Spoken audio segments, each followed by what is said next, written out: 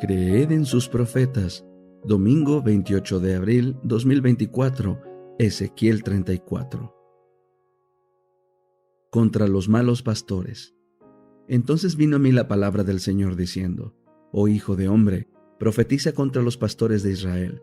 Profetiza y di a los pastores que así ha dicho el Señor Dios: Ay de los pastores de Israel que se apacientan a sí mismos. ¿Acaso los pastores no deben apacentar a las ovejas? Pero ustedes se comen a las mejores de ellas, y se visten con la lana, degüellan a la oveja engordada y no apacientan al rebaño. No fortalecen a las ovejas débiles, ni curan a las enfermas. No han vendado a la perniquebrada, ni han hecho volver a la descarriada, ni han buscado a la perdida. Más bien, las han dominado con dureza y con violencia. Ellas se han dispersado por falta de pastor, y están expuestas a ser devoradas por todas las fieras del campo. Han sido dispersadas. Mis ovejas han andado descarriadas en todos los montes y sobre toda colina alta. Mis ovejas han sido dispersadas por toda la faz de la tierra, y no ha habido quien se preocupe de ellas ni quien las busque. Por eso, oh pastores, oigan la palabra del Señor. Vivo yo, dice el Señor Dios, que por cuanto mis ovejas fueron expuestas a ser robadas o a ser devoradas por las fieras del campo, por no tener pastor, y mis pastores no se preocuparon por mis ovejas, sino que los pastores se apacentaron a sí mismos y no apacentaron a mis ovejas. Por eso, oh pastores, oigan la palabra del Señor. Así ha dicho el Señor Dios: He aquí yo estoy contra los pastores y demandaré mis ovejas de sus manos. Haré que dejen de apacentar a las ovejas, y ellos dejarán de apacentarse a sí mismos. Libraré a mis ovejas de sus bocas y no les servirán más de comida. El Señor, el pastor del rebaño. Ciertamente así ha dicho el Señor Dios: He aquí yo mismo buscaré mis ovejas y cuidaré de ellas, como el pastor cuida de su rebaño cuando está entre las ovejas dispersas. Así cuidaré de mis ovejas y las libraré en todos los lugares a donde han sido dispersadas en el día del nublado y de la oscuridad. Las sacaré de los pueblos, las reuniré de los países y las traeré a su propia tierra. Las apacentaré en los montes de Israel, en las quebradas y en todos los lugares habitados del país. En buenos pastos las apacentaré, y en los altos montes de Israel tendrán su pastizal. Se recostarán en el buen pastizal, y se apacentarán con pastos abundantes sobre los montes de Israel. Yo apacentaré mis ovejas, y las haré recostar, dice el Señor Dios. Buscaré a la perdida, y haré volver a la descarriada. A la perniquebrada vendaré, y fortaleceré a la enferma. Y a la engordada y a la fuerte guardaré. Las apacentaré con justicia.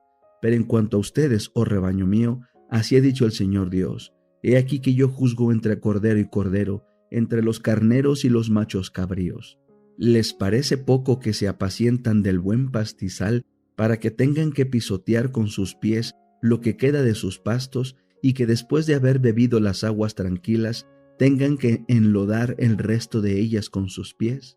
Mis ovejas han de comer lo que sus pies han pisoteado, y han de beber lo que han enlodado sus pies. Por tanto, así les ha dicho el Señor Dios: He aquí yo mismo juzgaré entre el cordero engordado y el cordero flaco.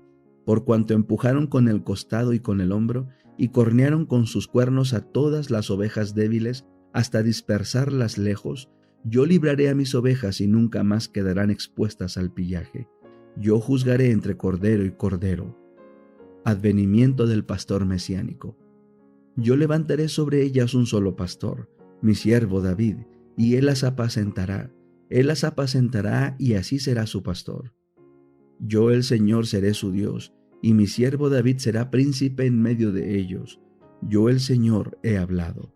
Estableceré con ellos un pacto de paz, y haré que desaparezcan de la tierra las fieras dañinas, de modo que habiten seguros en el desierto y duerman en los bosques.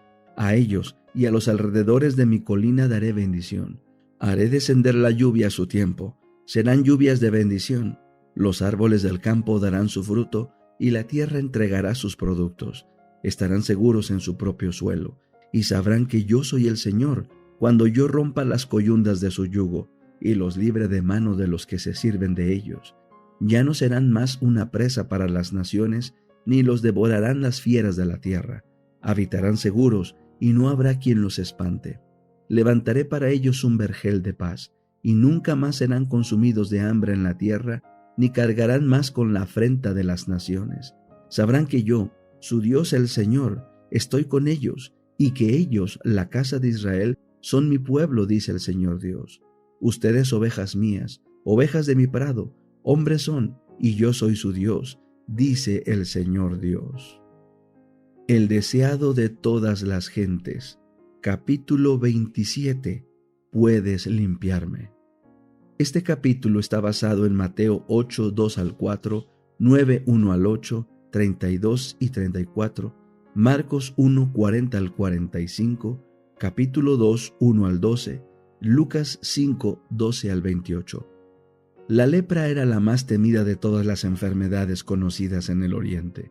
Su carácter incurable y contagioso y sus efectos horribles sobre sus víctimas llenaban a los más valientes de temor. Entre los judíos era considerada como castigo por el pecado y por lo tanto se le llamaba el azote, el dedo de Dios.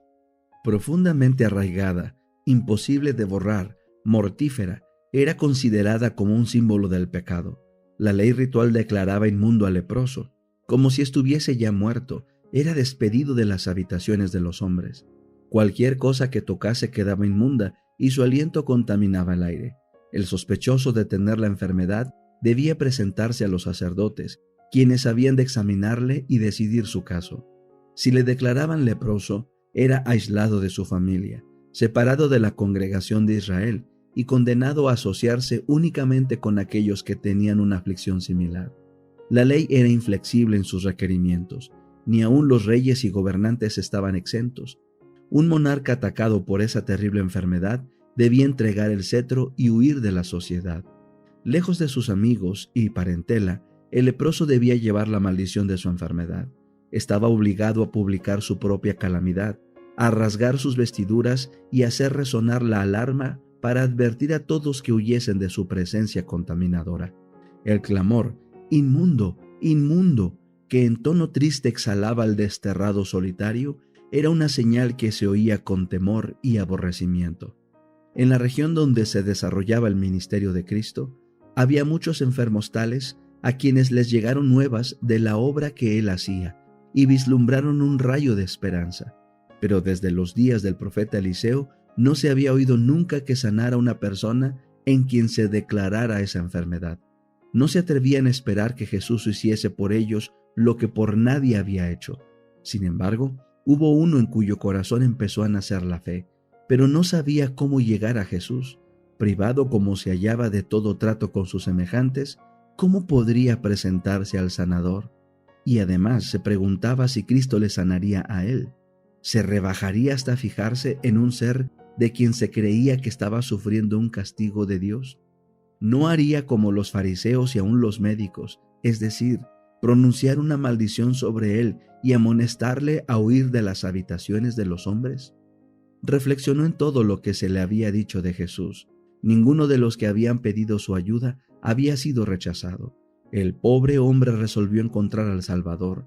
Aunque no podía penetrar en las ciudades, tal vez llegase a cruzar su senda en algún atajo de los caminos de la montaña, o le hallase mientras enseñaba en las afueras de algún pueblo. Las dificultades eran grandes, pero esta era su única esperanza. El leproso fue guiado al Salvador. Jesús estaba enseñando a orillas del lago, y la gente se había congregado en derredor de él. De pie a lo lejos, el leproso alcanzó a oír algunas palabras de los labios del Salvador. Le vio poner sus manos sobre los enfermos, vio a los cojos, los ciegos, los paralíticos y los que estaban muriendo de diversas enfermedades levantarse sanos, alabando a Dios por su liberación. La fe se fortaleció en su corazón, se acercó más y más a la muchedumbre. Las restricciones que le eran impuestas, la seguridad de la gente y el temor con que todos le miraban, todo fue olvidado. Pensaba tan solo en la bendita esperanza de la curación.